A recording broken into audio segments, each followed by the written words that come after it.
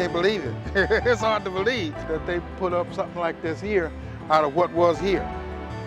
You know, it's amazing. I knew that the neighborhood was in transition, but until I realized projects of this caliber were coming in, I hadn't realized just how much transition. And it's nice because it's a brand new apartment, and I have a nice view from Seattle. Every night I see the lights, so I really happy living here.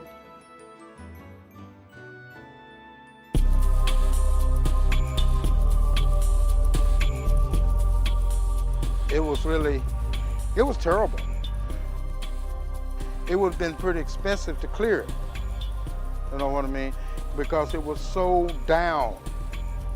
I mean, the property was down. I mean, it looked ugly.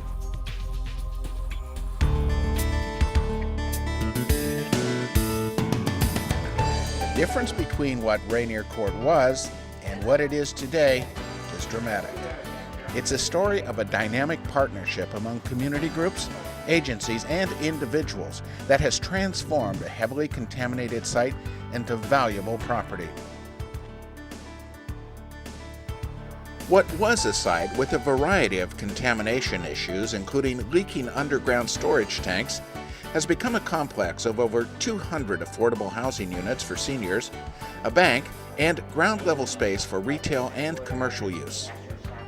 The 7-acre Rainier Court site will serve as a key component in efforts to revitalize Seattle's Rainier Valley, one of the city's most diverse and economically distressed areas.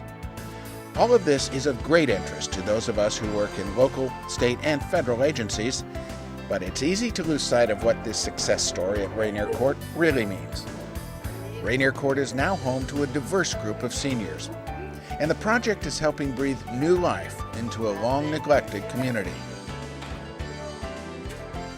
Rainier Court is just one example of the EPA's Brownfields program, which helps communities restore land that has been contaminated by past use. A brownfield in general is any property where real or perceived contamination is preventing or inhibiting reuse. And they're all over the country, and there are a whole lot of them.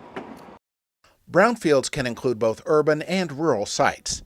A targeted site can be reused for virtually any purpose.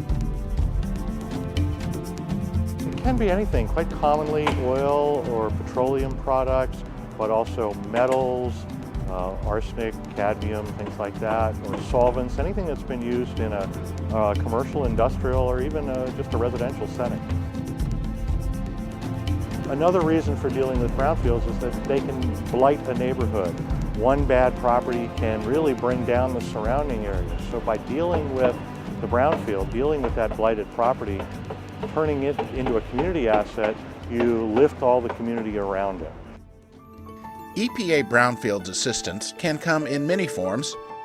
These can include grants to help with assessment of potential brownfield sites, cleanup grants, loans to help with the cost of brownfield cleanup, and job training grants providing environmental job training opportunities for residents in communities most affected by brownfields. It's important to note, however, that it is up to each grantee to work with its partners to keep the process moving and to see it through to completion. EPA offers a wide range of technical assistance to communities. EPA and its state partners can conduct targeted brownfields assessments. This is a service EPA offers in which EPA can perform a wide range of environmental assessment activities for communities.